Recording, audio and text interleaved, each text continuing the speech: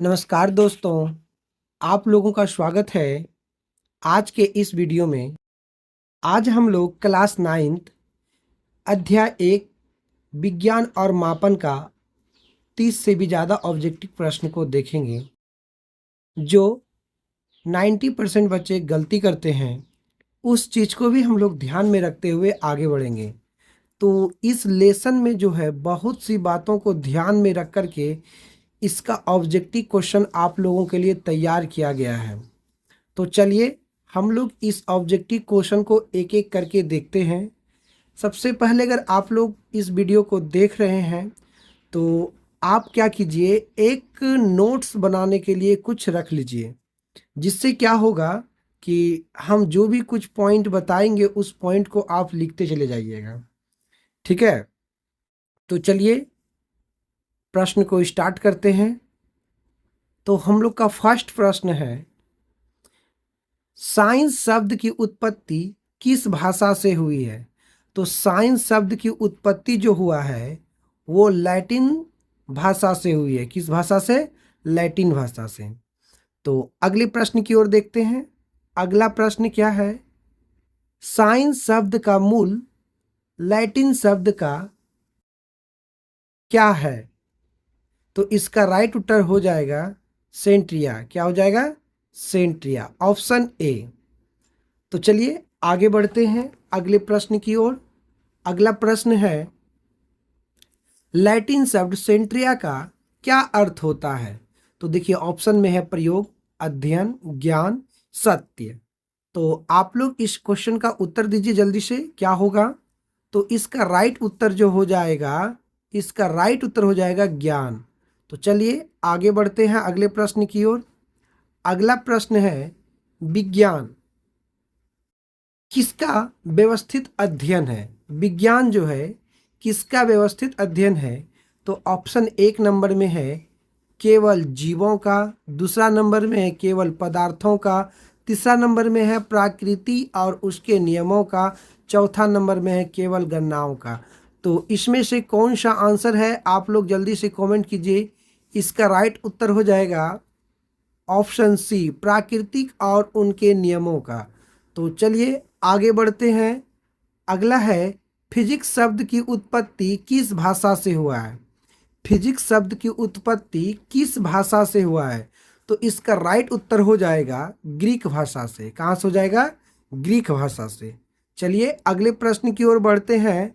अगला प्रश्न है, भौतिकी को प्राचीन समय में किस नाम से जाना जाता है? तो आप लोग के सामने ऑप्शन है नैसर्गिक विज्ञान, प्राकृतिक दर्शन, तत्व ज्ञान या वैज्ञानिक गणित। तो इसका राइट उत्तर हो जाएगा, तो पहले ज़माना में जो था, मतलब भौतिकी को प्राचीन समय में प्राकृतिक दर्शन के नाम से जाना जाता था। ऑप्शन बी, प्राकृतिक दर्शन के नाम से जाना जाता था। तो चलिए अगले प्रश्न की ओर बढ़ते हैं। अगला प्रश्न है, भौतिक राशि को मुख्य रूप से कितने प्रकारों में बांटा गया है? तो भौतिक राशि को कितने प्रकारों में बांटा गया है? तो हम लोग देखिए इस प्रश्न में कंफ्यूज मत कीजिएगा, मुख्य रूप से बोला है तो मुख्य रूप से कितने भागों में बांटा गया है? तो दो भागों में बांटा गया है, एक मूल मात्रक और व्युत्पन्न मात्रक, लेकिन एक और होता है सहायक मात्रक। लेकिन यहाँ पर जो मुख्य रूप से लिख दिया गया है, इसलिए इसका राइट उत्तर होगा ऑप्शन ए 2। चलिए अगले प्रश्न की ओर बढ़ते हैं। अगला प्रश्न है, निम्नलिखित में से कौन एक मूल भौतिक राशि है? मूल भौतिक राशि है। तो मूल भौतिक राशि के अंतर्गत अगर हम लोग देखेंगे तो कौन सा हो जाएगा? देखिए वेग। मूल राशि का अगर बात करें तो मूल राशि कितना होता है? 7 होता है।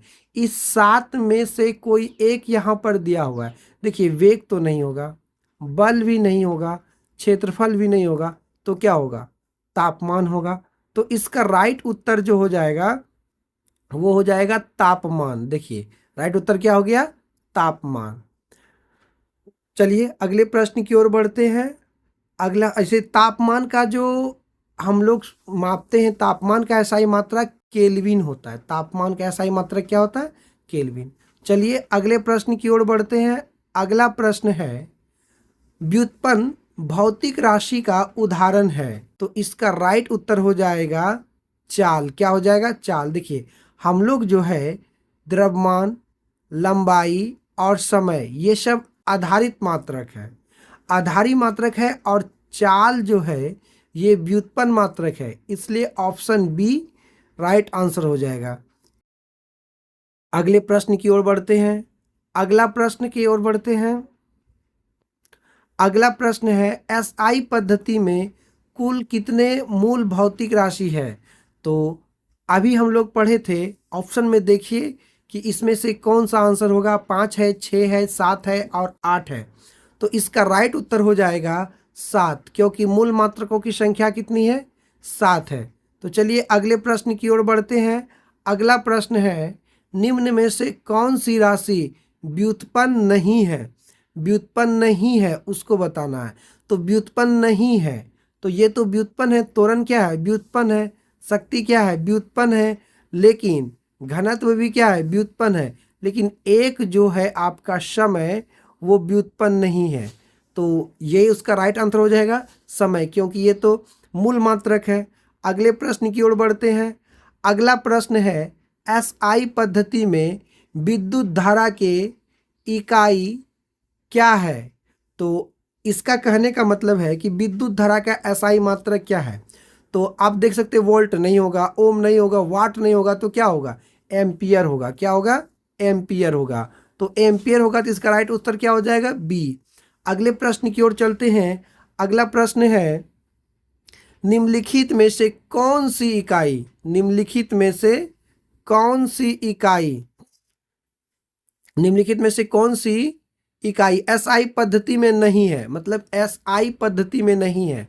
तो एसआई पद्धति में नहीं है। केल्विन तो है, कैंडला भी है ज्योति तीव्रता का, दूरी का मीटर भी है, और तापमान का केल्विन भी है, लेकिन लीटर जो है ये नहीं है। तो इसका राइट उत्तर क्या हो जाएगा? लीटर। इसका राइट उत्तर क्या हो जाएगा? लीटर। अगले प्रश्न की ओर बढ़ते हैं। अगला प्रश्न है 12 इंच बराबर कितने फुट होता है? 12 इंच बराबर कितने फुट होता है? तो इसका राइट उत्तर हो जाएगा, देखिए ऑप्शन पहले आप देख लीजिए, 0.5 फुट है, 1 फुट है, 1.5 फुट है और 2 फुट है। तो इसका राइट उत्तर हो जाएगा ऑप्शन बी 1 फुट। अगले प्रश्न की ओर बढ़ते हैं। अगला प्रश्न है कार्य या ऊर्जा की एसआई सहायक मात्रक क्या है? कार्य या ऊर्जा का एसआई सहायक मात्रक क्या है? आपको केवल कार्य या ऊर्जा का एसआई मात्रक बताना है। तो इसमें से देखिए एक वाट है, जूल है, न्यूटन है और किलोग्राम है। इसी में से किसी एक का उत्तर सही है। तो आप लोग इसका उत्तर कमेंट कीजिए। सबसे फास्ट किसका उत्तर आता है हम ये देखना चाहते हैं। तो चलिए शुरुआत, इस क्वेश्चन का आप लोग उत्तर कमेंट किए।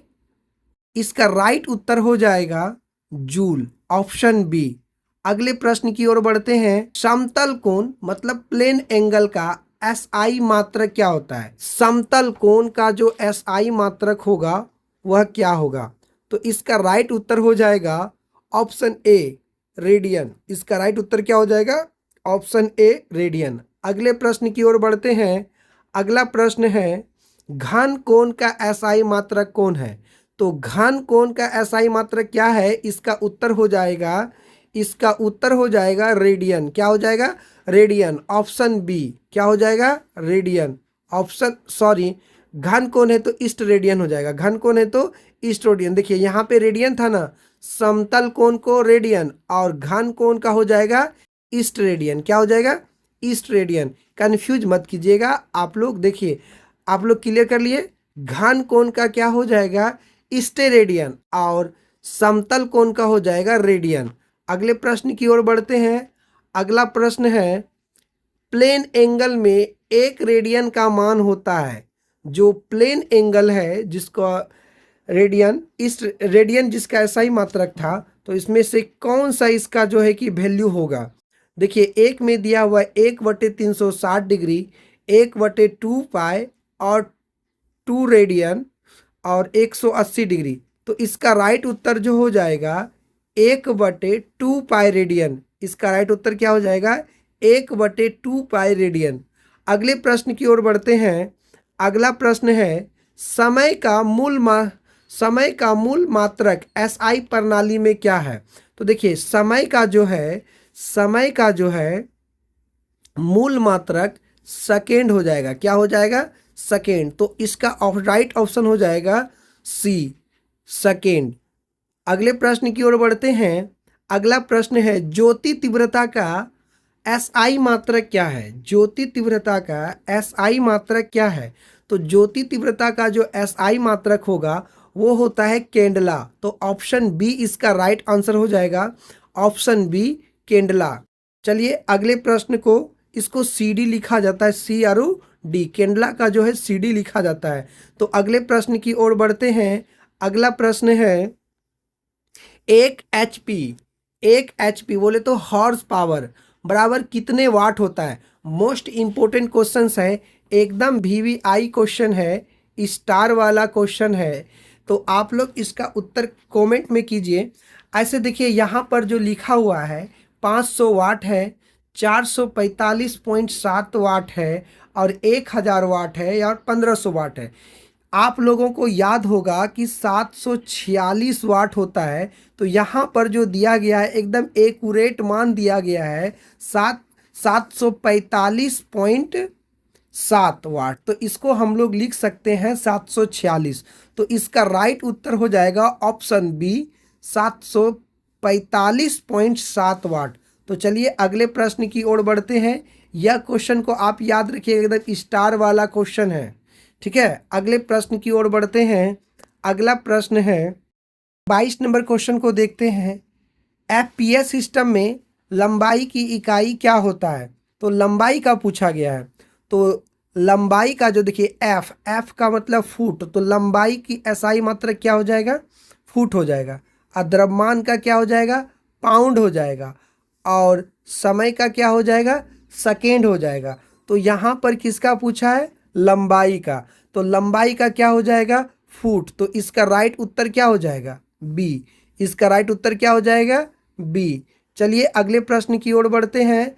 अगला प्रश्न है FPS सिस्टम में समय की इकाई क्या होता है। तो देखिए समय जो लिखा है ना, चाहे FPS सिस्टम रहे या CGS सिस्टम रहे या MKS सिस्टम रहे, सभी में समय का जो मात्रक होता है हमेशा सेकेंड होता है। हमेशा क्या होता है? सेकेंड होता है। तो इस प्रश्न का राइट उत्तर हो जाएगा ऑप्शन सी, सेकेंड। अगले प्रश्न की ओर बढ़ते हैं। अगला प्रश्न है FPS प्रणाली को किस नाम से भी जाना जाता है। तो इसका राइट उत्तर हो जाएगा ब्रिटिश प्रणाली।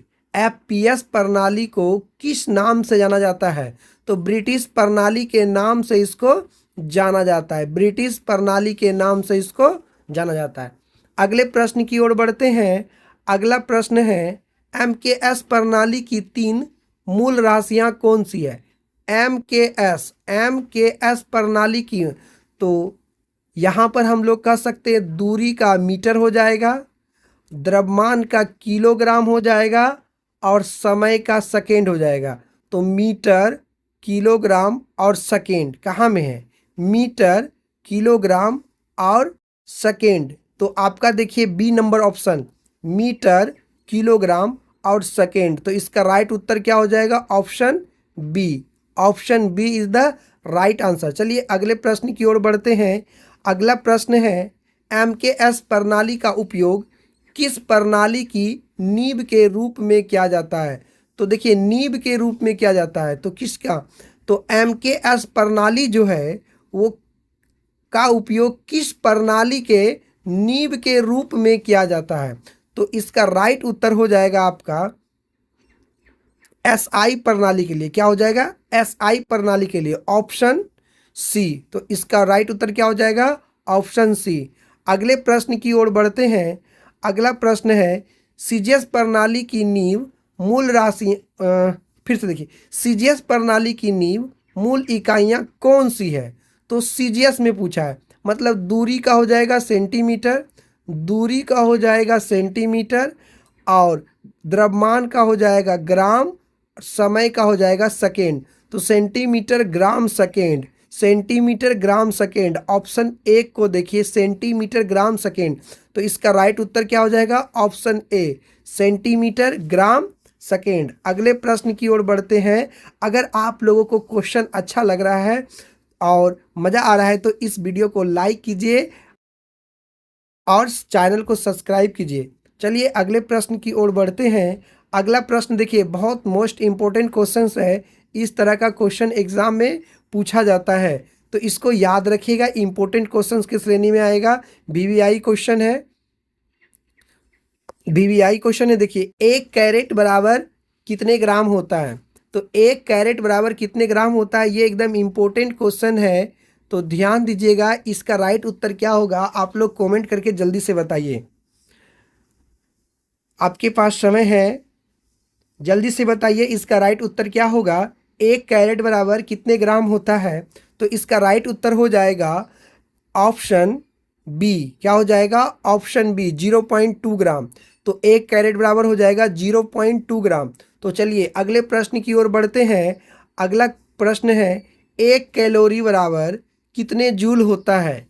1 कैलोरी बराबर कितने जूल होता है? ये क्वेश्चन भी बहुत इम्पोर्टेंट है एग्ज़ाम की दृष्टि से। तो इसका आप लोग उत्तर दीजिए, 1 कैलोरी बराबर कितने जूल होता है? तो इसका राइट उत्तर हो जाएगा ऑप्शन बी, 4.18 जूल, 4.18 जूल। अगले प्रश्न की ओर बढ़ते हैं।